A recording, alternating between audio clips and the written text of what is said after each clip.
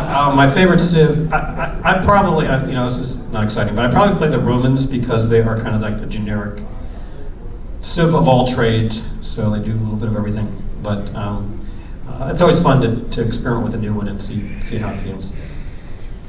My question is about Civ. I got into Civ kind of late, like Civ 3 and 4, so I was always kind of a culture monger kind of player. And most of the other players I know tend to poke fun at that a bit, like, oh, what are you going to do, throw Mona Lisa over my walls? So I always wanted to hear you talk about how you kind of conceived of and developed the culture system, and if it was kind of a hard sell.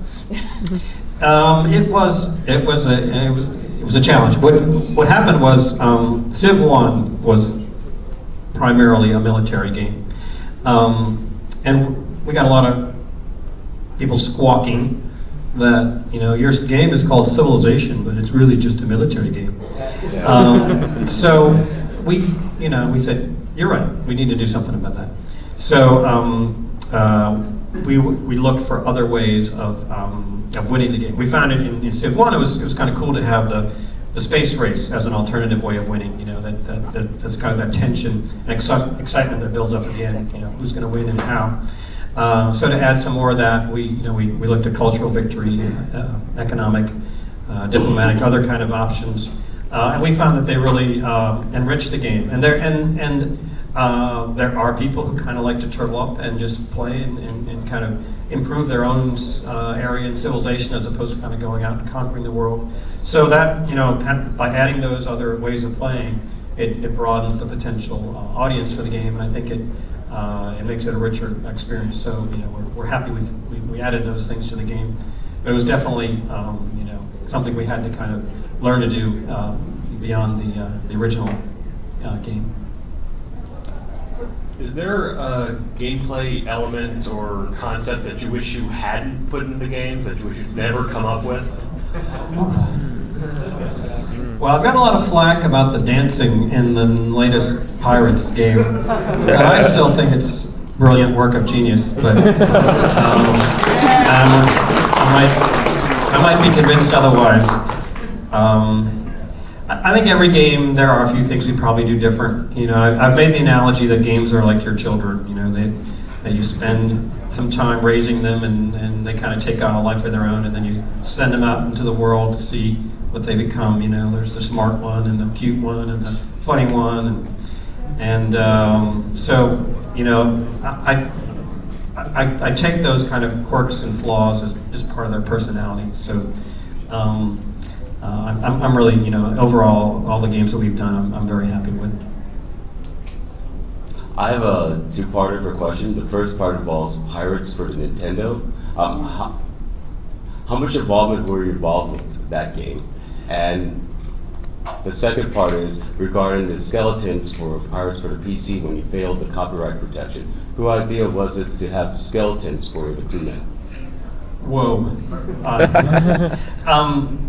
In terms of the first question, the way we create games these days, and I do recommend it out there to any game designers, is we build what we call a game core, which has all the game rules and game elements, but really doesn't know what system it's running on, so that core can be ported to any other system, and the game will work the same way. We did this for the first time really rigorously on Civ Revolution.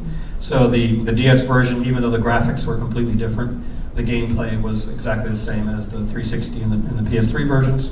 And similarly with Pirates, we that's our goal, is to have the gameplay be the same, whether it's on the Nintendo or regardless of the platform. Now clearly, if you're on the Wii, you're going to use a different interface mechanism, a different way of communicating back and forth with the player than on another system. But we believe in gameplay, and our goal is to get the gameplay to be consistent. As far as the skeletons, I have no idea what you're talking about. But I'm thinking, I'm trying to, it sounds like a kind of a copy protection kind of, sorry? I think so. Oh, the back on oh, yes, well this is the copy protection through the ages. It's a fascinating story. In that era, which I guess was the late 80s, early 90s, we were engaged, as we always are, in the continual life and death struggle with computer pirates. Our goal, there's never a foolproof protection scheme hardware-wise. And in general, hardware protection schemes often tend to upset and annoy your good customers more than they discourage your pirates. So we were trying to be clever and come up with a scheme whereby we would reward the player with a protection scheme that really wouldn't slow down the experienced player, but would slow down the pirate. So in Civilization, where we first used it, I think, we would pop up a picture of a technology and say, what technology is this? And if you played the game a few times, you would, boom, recognize it and move right on if you were a pirate. The weird thing about pirates is that most of their joy is in pirating. They don't actually play the games. That's kind of boring. So the theory was that they wouldn't have played the game. They would have no idea what this graphic represented. And by putting it kind of, maybe 50 years into the game, they wouldn't even see it and realize that there was a protection there. So in Pirates, we had the same idea that you were asked to recognize what flag, this was Captain Kidd's flag, or Blackbeard's flag, or whatever. And after you played a few times, you would start to recognize them, and so the copy protection wouldn't slow you down. But if you were a pirate, you would be stumped. You'd be totally stumped. You move on to pirating somebody else's software and say, I'm never going to pirate Sid Meier's software again. I've seen the light. On that uplifting note, I want to thank you. I want to thank MAGFest for inviting me, and thank you for your very kind attention and some good questions. And I hope it's been as much fun for you as it's been for me. Thank you.